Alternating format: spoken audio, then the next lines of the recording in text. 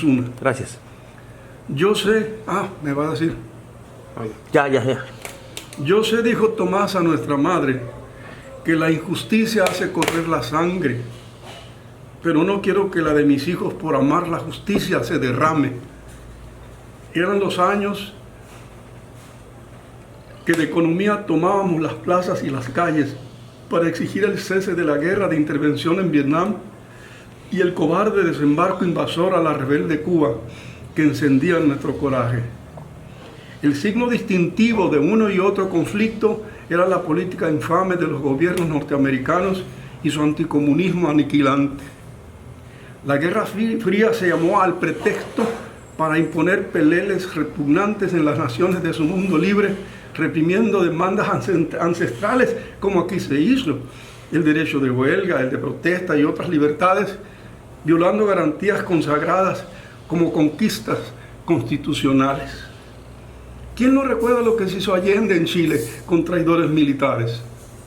Aquí se inauguró, para vergüenza de nuestros héroes y de nuestros males, la aberración de los presos políticos por apoyar reclamos populares, endilgándoles el sucio delito de disolución social, empezándose con Demetrio Vallejo y Valentín Campa y a todos los que fue tocándoles: Otón, Marcué, Danzós, Rincón Gallardo, hasta Siqueiros, por ser discrepante del gobierno, terminó en Lecumberri.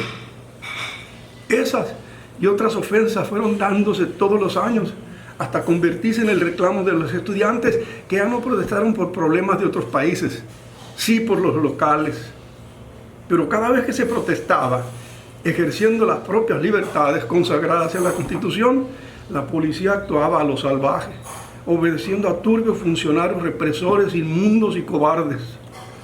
De ese tenor, así estaban las cosas, cuando, atendiendo un pleito entre escolares frente a la Ciudadela, granaderos invadieron escuelas, aún con clases, reprimiendo sin ton ni son a alumnos, obligándolos, claro, a rebelarse, con un gran movimiento de protesta sin precedente y de enormes alcances.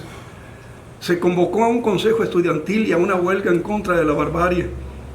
Aquí es donde entras tú, querido hermano, representando a nuestra alma mater en el Consejo Nacional de Huelga del Movimiento Estudiantil, baluarte de los viejos reclamos de los pobres negados con mentiras oficiales.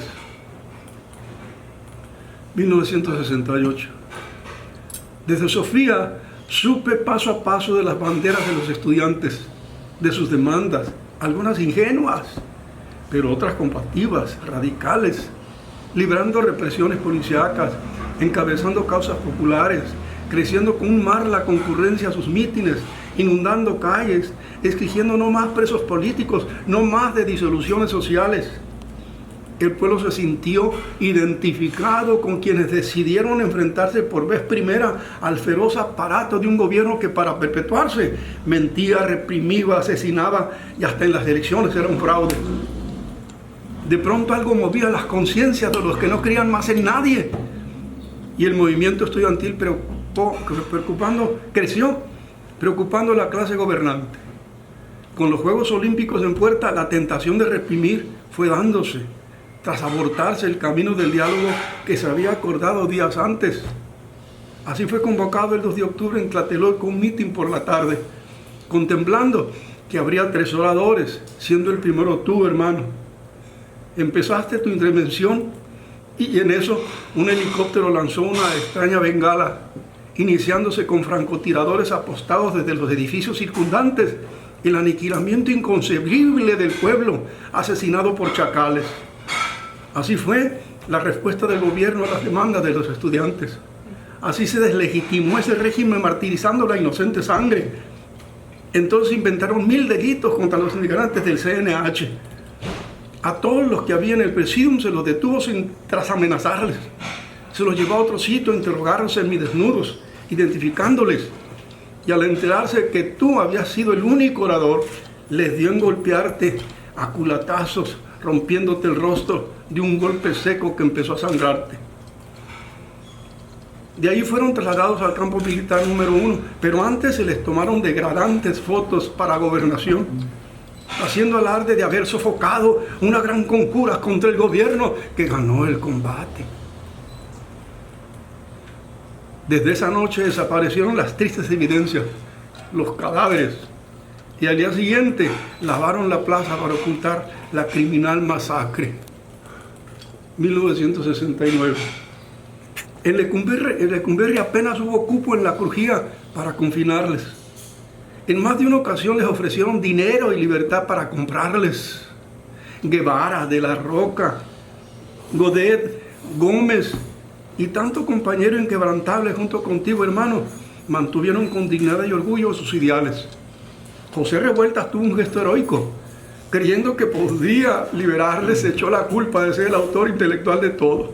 Y su coraje solo sirvió para que lo apresaran y lo encerraran con los estudiantes. De Sofía a Lecumberri manteníamos correspondencia por estar distantes. Como los dos países nos abrían las cartas, acordamos triangularles con Colombia. Un antiguo compañero las cambiaba de sobre redactándoles los remitentes: Medellín, Colombia y la República de los Balcanes. Terminé mis 2 años en Bulgaria y regresé a guardar con nuestros padres tu libertad, que se llevó 3 años de tu vida y la de todos. La cárcel injusta exhibió al Poder Judicial, que los condenó como a criminales. Varias veces a Elena Poniatowska encontré en Lecumberri entrevistándoles. Se hacía pasar con un nombre ficticio y decía que a ti iba a visitarte. En nuestra escuela sucedieron cosas que tuvieron secuelas similares. Agentes federales se infiltraron hurgando nuestros datos personales. Luego estuvieron desaparecidos los propios documentos escolares, recomendándonos los directivos que no hiciéramos nada, reclamándoles a las autoridades superiores, porque daban de baja al reclamante, perdiendo los estudios realizados con todo el sacrificio de su parte. En algunas escuelas había judas que denunciaron a maestros leales al movimiento estudiantil. Llegaban agentes directamente a buscarles, imponiendo el terror con su presencia y sus acciones extrajudiciales. 1971-72. Los que fraguaron lo de Tlatelolco planearon igualmente liberarles una vez que tuvieran presidente tras las elecciones presidenciales. Fueron saliendo selectivamente. Tú con Marcué Pardiñas egresaste. Se habló de una apertura democrática. Se dieron instrucciones para empleárseles, si así lo decidían, en trabajos del sector público. Volvió a aceptárseles en la universidad y el Politécnico, de nuevo como alumnos regulares, para que terminaran sus estudios, interrumpidos por quien ya se sabe. Los delitos que antes les inventaron, mágicamente fueron retirándoseles. Los mismos se informó de una amnistía para que no volvieran a la cárcel. Se legisló para crear los partidos políticos, para manifestarse, incluido el Partido Comunista, que por fin dejó de satanizarse. La mascarada de la mea culpa dejó para siempre un trauma imborrable en el pueblo de México, y el gesto de Octavio Paz, que renunció a ser parte de la complicidad de aquel gobierno que nunca condenó a los criminales. 2001. De los varios trabajos que tuviste, terminaste en la escuela dando clases. Quisiste dedicarte a la docencia, a la investigación edificante, agradeciendo las invitaciones para entrar a partidos militantes. Te hiciste del severo compromiso de formar profesionistas brillantes que le sirvieran siempre a los más débiles de nuestras sociedades desiguales. La modestia adornaba tu persona. No te creías más que tus iguales. Huía de los vanos reflectores y de quienes buscaban pavonearse de haber estado en el 68. Y no faltó quien llegara a envidiarte el haber sido el orador del mitin que dividió nuestra historia en un antes y un después, en bien de la democracia que ahora pugnaba por ver hacia adelante. Pero el destino te andaba buscando. Pese a que tú querías evitarle, 33 años desde Tlatelolco y te encontró. Seguías dando clases. Una fotografía tuya cuando los detuvieron aquel día infame apareció en la revista que Scherer fundara en la portada, resaltándote como el actor histórico del mitin que con el pueblo protagonizaste. Pero la gloria exige sacrificios y hace cumplirse el sino ineluctable. También con su veneno y su ponzoña, los viejos asesinos de estudiantes vigilaban que nadie reviviera la memoria del crimen execrable.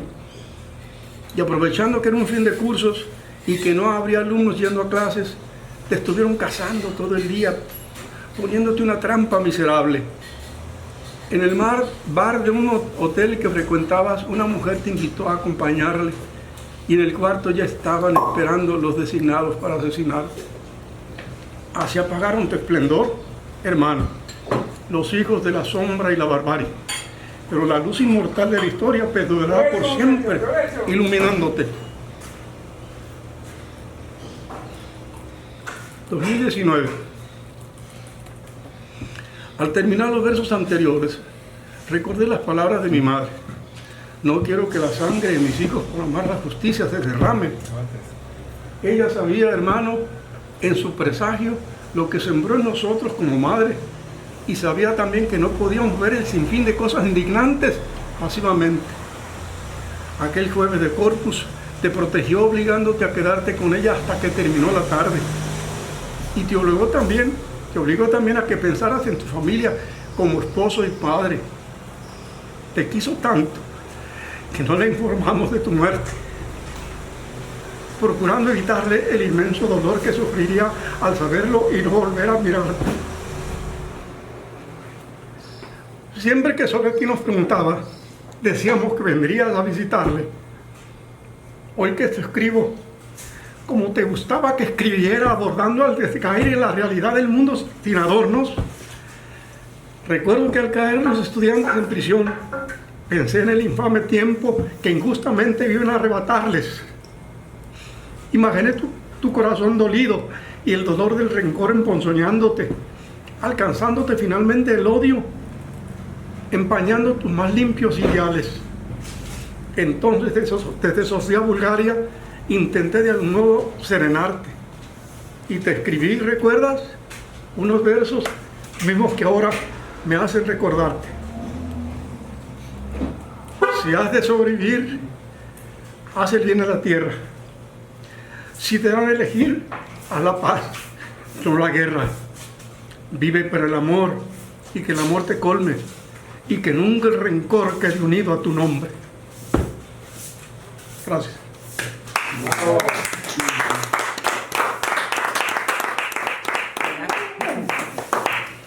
Buenas tardes.